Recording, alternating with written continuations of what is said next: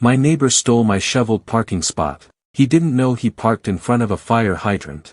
I watched the red taillights of the tow truck fade into the swirling white void of the blizzard, dragging $80,000 of British engineering behind it like a dead sled dog. The crunch of the tires on the fresh powder was the only sound left on the street, that and the wind howling between the brownstones.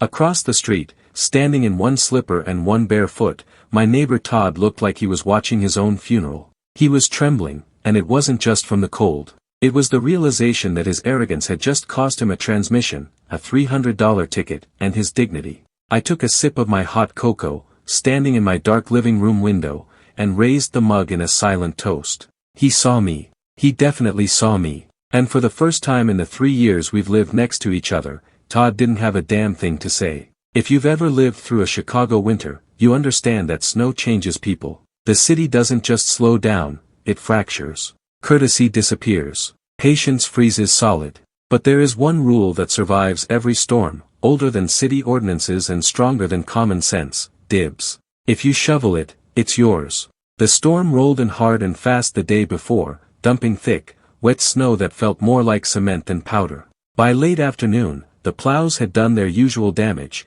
sealing every parked car in place with towering walls of ice and sludge. The street looked like a frozen battlefield.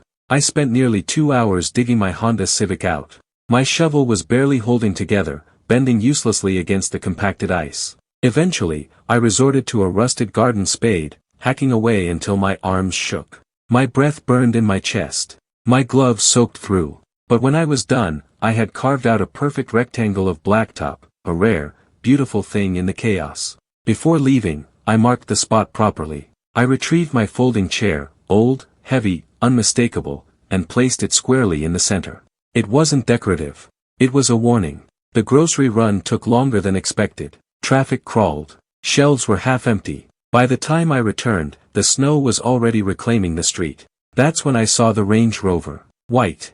Immaculate. Parked exactly where my chair had been. My chair lay discarded nearby, flung onto a snowbank like trash. Todd stood in his window, wine glass in hand, smiling.